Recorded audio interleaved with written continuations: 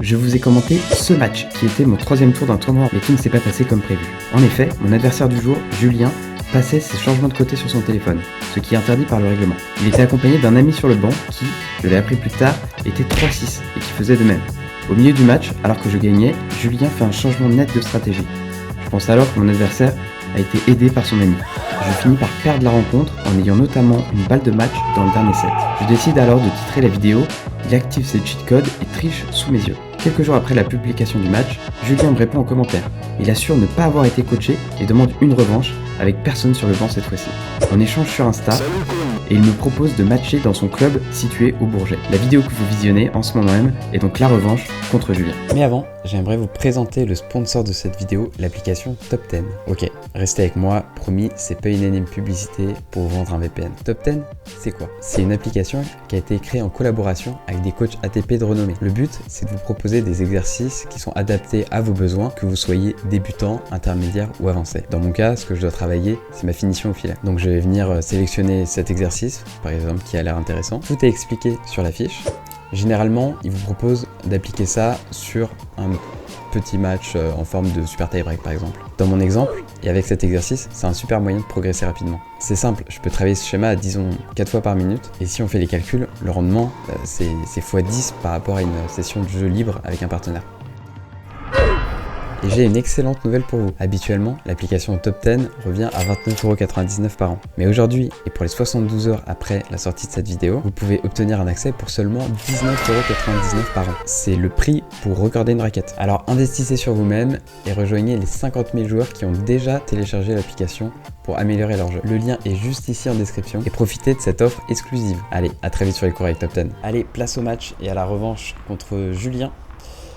Qui cette fois-ci reçoit, on joue à domicile au tennis club du Bourget comme je l'avais dit, qui est une nouvelle infrastructure. Ils m'ont dit qu'ils avaient refait le club il me semble il y a 2 ans. Donc vidéo un peu spéciale pour 2 raisons. La première déjà c'est que c'est un match d'entraînement. Voilà, c'est quelque chose que je commence à faire pas mal cette année, que je faisais pas l'année dernière. Alors c'est pas pour autant qu'il n'y a pas d'enjeu, surtout que voilà, on savait que ça allait être un match qui allait être mis sur YouTube, donc tout de suite il y a un peu d'enjeu, et puis même pour notre ego je pense qu'on voulait être à 100% sur ce match. Et donc la deuxième raison pour laquelle cette vidéo est un peu spéciale, c'est que en fait il faut que je vous explique. Le match que j'ai fait contre Julien datait d'avant l'été. J'ai depuis fait d'autres matchs. Et donc là, la vidéo que vous voyez, elle date. Le match a été joué en octobre. Donc vous voyez le mois d'aujourd'hui, entre guillemets. Vous pouvez voir au classement que notre ami Julien a progressé. En tout cas, il a retrouvé son classement d'avant le match, d'avant notre première rencontre. Il me semble qu'il était déjà un 15 le mois avant notre match, et puis il était redescendu brièvement. Puis voilà, là il a reperfé à 5-6 cet été. Donc félicitations à lui. D'ailleurs, pour ceux qui se demandent, la relation que j'entretiens avec Julien, qui est, faut l'avouer, un petit peu particulière. Je tiens à préciser que voilà, Julien, je m'entends très bien avec lui. Il est très bon délire. Voilà, il a eu l'intelligence émotionnelle de pas prendre mes commentaires personnellement, notamment par rapport au titre. Et donc voilà, on a pu échanger sur Insta pour programmer la revanche. Et voilà, il m'a gentiment invité. Franchement, très bon feeling, il est vraiment bon délire. Donc voilà, pour ceux qui se demandaient, parce que c'est vrai que ça avait un peu un allure de Booba contre Caris ce match. J'exagère, mais voilà un peu pour l'avant-match.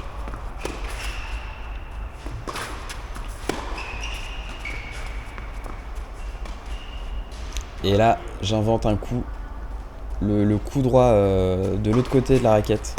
J'avais déjà vu ce coup à la télé, mais je sais pas pourquoi j'ai eu envie de le faire à ce moment-là, je ne saurais pas du tout expliquer.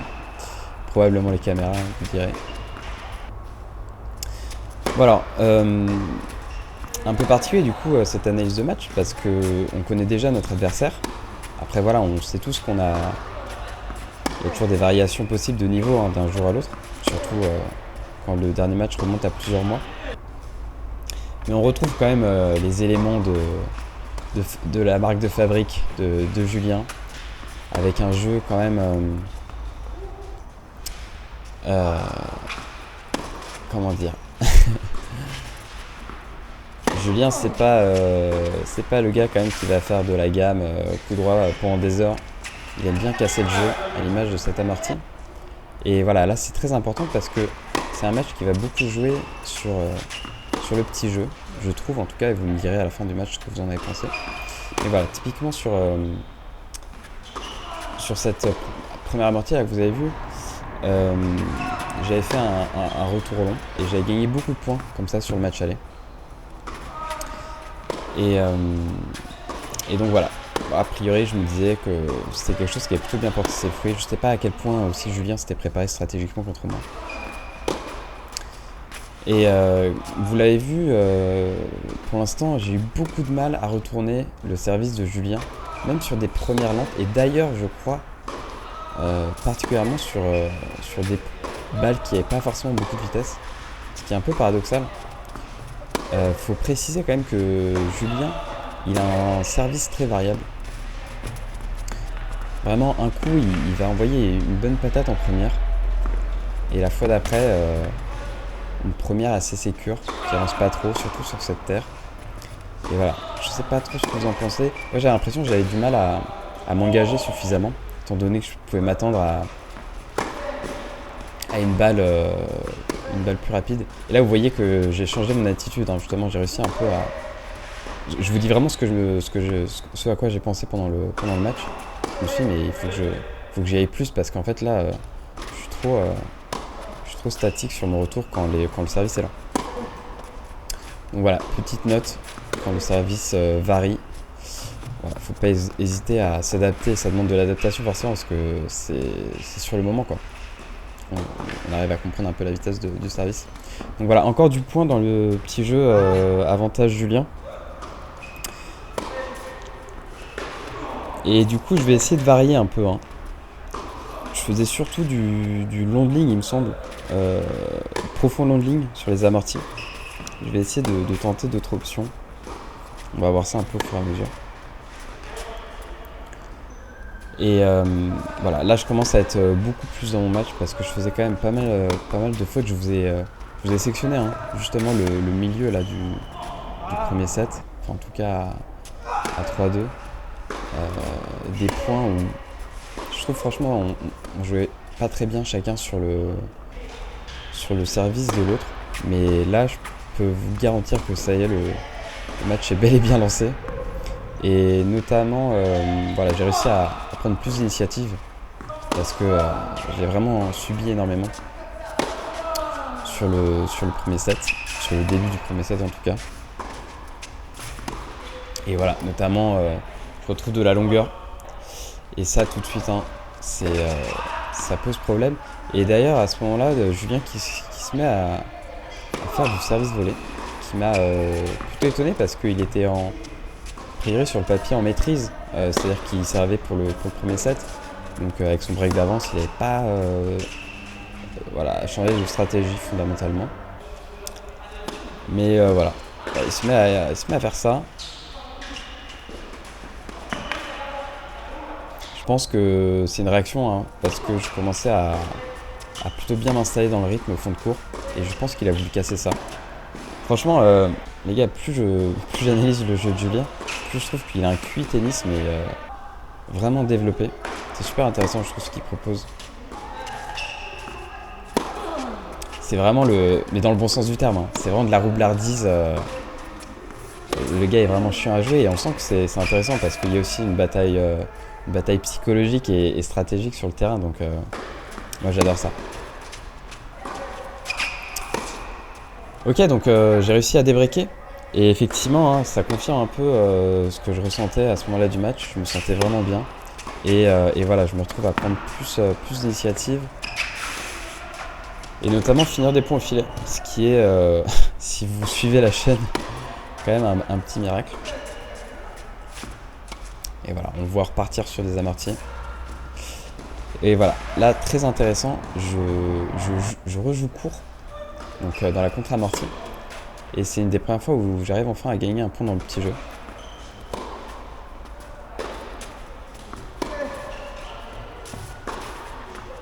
Ouais, donc typiquement, le pattern moi, que j'observe sur ce début de match, c'est Julien qui essaye de vraiment me maintenir quand même dans la diag quand il peut en revers, en tout cas quand on est en fond de cours et qu'il n'a pas la balle pour voilà, éventuellement foutre un peu le bordel.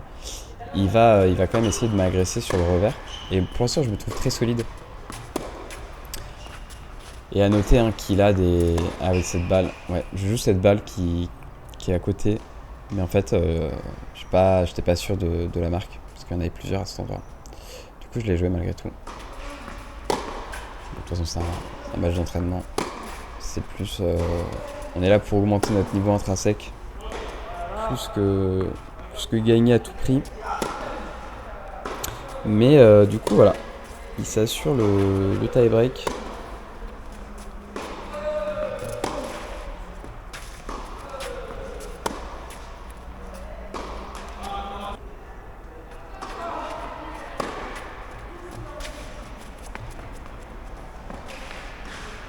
Ouais, et encore du lob.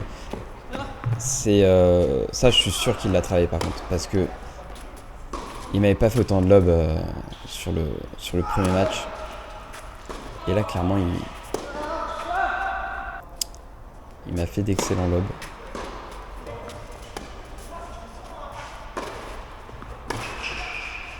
Ah, c'est ce schéma un peu dont je parlais. Là, je rate mon lob, malheureusement. Clairement, il sait mettre la pression dans un moment aussi important. C'est clairement tout à son honneur. Et voilà. Je sais que le seul moyen pour moi de revenir maintenant, ça va être à mon tour, foutre le bordel, en tout cas reprendre l'initiative, parce que sinon c'est infernal. Et là, il nous sort un magnifique smash revers, qui est réputé comme le coup le plus dur au tennis. Et voilà, je sais que c'est important de passer mes premières. Et voilà, ça me permet de recoller un peu. Et vraiment important le service dans le tie-break, plus je joue, plus je m'en rends compte. Et alors là, c'est le drame. J'étais convaincu qu'il m'avait fait un bon lob, et du coup, parce qu'il m'a fait ça tout le match. Ouais, c'est amorti qui est vraiment bien touché, parce que là, je peux vous dire, j'ai couru toute ma vie. Petite parenthèse, la stat que je retiens moi, c'est 90% de poignée sur ma première, mais seulement 50% de première, 49. Donc pour moi là c'est la première qui pêche. Je pourrais revenir dessus tout à l'heure. Et ouais non, je disais que ce lob là je m'attends à tout, enfin il me fait des super lobs tout le match. Et du coup là j'ai un peu suranticipé on va dire le bon lob. Et en fait son lob était raté. Du coup je me suis retrouvé à faire un smash en arrière avec une balle qui était finalement en face de moi. Mais il a franchement, je trouve, super bien joué ce tie-break. J'ai pas fait de grosses erreurs, j'ai pas fait de faute directe. Il a vraiment su me pousser à la faute ou me claquer les points gagnants. Donc vraiment globalement une super seconde moitié de premier set. Et je sais, alors exactement pas à l'image de ce point, mais que le seul moyen pour moi maintenant, ça va être de lui mettre la tête sous l'eau. Et c'est ça qui est assez intéressant d'ailleurs, parce que et ça me fait réagir un peu aux différents commentaires où on peut voir les gens qui disent que Julien il joue pas 15-1 ou quoi. Sur le match aller, j'entends. Le tennis, c'est vraiment dur, je trouve, à évaluer le niveau. Parce qu'en fait, on est tellement sur des vases communicants que un 4-6 qui va rencontrer un 2-6, si il joue pas son meilleur tennis et que c'est pas son meilleur jour, il va avoir l'air franchement médiocre en fait comparé au 2-6. Et c'est ça un peu mon point, c'est de dire que quand il y a des phases de jeu où l'un joue vraiment mieux que l'autre, tout de suite, on a l'impression que l'autre va sous-jouer ou va vraiment pas valoir son classement, entre guillemets. Mais je peux vous assurer que Julien, il mérite son classement. Et voilà, il m'a dit d'ailleurs qu'il lui, il sentait qu'il avait un véritable plafond en ce moment à 4-6. Mais que voilà, il gagne de temps en temps à 5-6. Évidemment, il va pas avoir un ratio positif. Sinon, il serait 5-6. Mais voilà, c'est un niveau contre lequel il peut rivaliser. Donc voilà. On est vraiment dans la seconde série là. En tout cas de son côté. Et ça fait, c'est une super opportunité pour moi de pouvoir justement affronter un niveau cet acabit.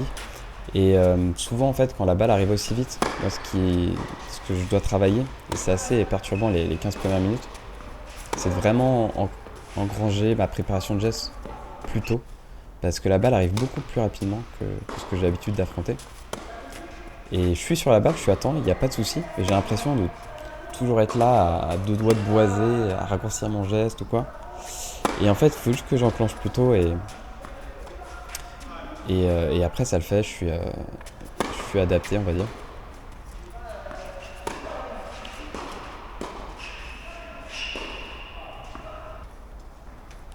J'ai réussi à débriquer et vous avez vu encore des amortis de Julien. Et ça a eu voilà, encore cette amorti. Et ça, j'insisterai jamais assez sur l'effet secondaire de l'amorti qui est super intéressant au tennis. C'est qu'en fait, ça m'a tellement mis dans la tête que à tout moment, il y a une amorti qui peut arriver. Ça va me forcer à coller ma ligne de fond de cours. Ce qui fait que ces balles longues vont être d'autant plus gênantes pour moi parce que forcément je serai plus à 2 mètres derrière la ligne comme je peux avoir l'habitude de l'avoir. Et du coup, sa profondeur de balle va avoir encore plus d'impact pour moi. Donc ça, c'est super intéressant. Et ce qui est encore plus intéressant, et c'est là où Julien est franchement... ça revient sur ce que je disais, où il a un QI tennis qui est exceptionnel. C'est qu'en réalité, à ce moment-là, il me semble beaucoup moins faire d'amorti. Et justement, elle joue beaucoup plus dans la filière longue. Et en fait, ça va complètement me retourner le cerveau. Parce que je vais attendre l'amorti qui n'arrive pas. Et c'est super bien vu de sa part. Et vous pouvez regarder, là sur le début du set, j'ai fait des fautes notamment parce que je collais ma ligne de fond et qu'il me jouait long. Donc vraiment masterclass pour lui. Et là, un smash boisé comme on les aime. Non, ce qui est plus sérieusement, voilà, là je me rends compte que de nouveau en fait, faut que j'attaque sur son coup droit. Après l'avoir bien,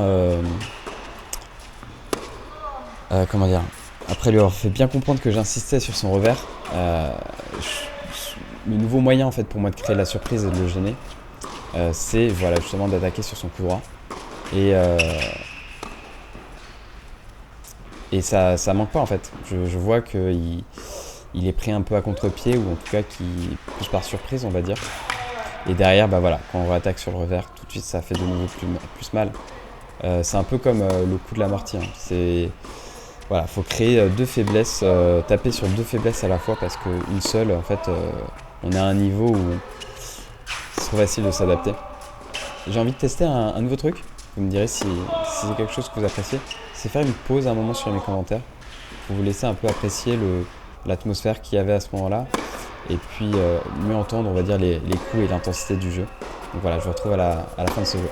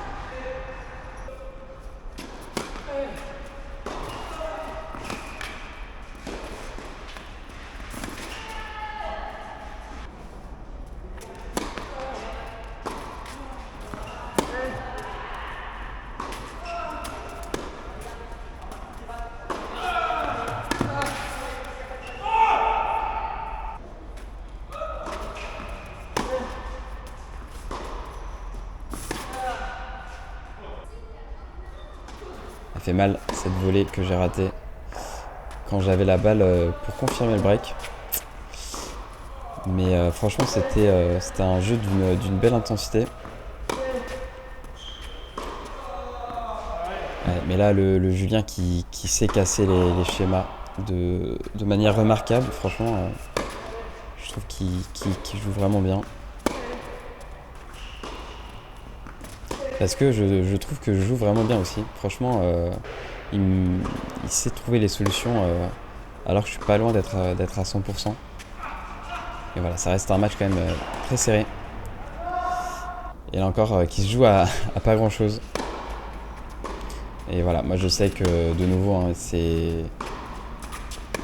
faut que vraiment que je puisse optimiser l'optimisable et l'agresser sur les petites secondes qui traînent. Voilà, et en fait à ce moment-là, on avait une réservation sur 2 heures. Et voilà, malheureusement, on arrivait au bout de la deuxième heure et on devait lâcher le terrain d'ici quelques minutes. Du coup, je me décide de faire un peu all-in, de prendre tous les risques et puis de voir ce qui se passe.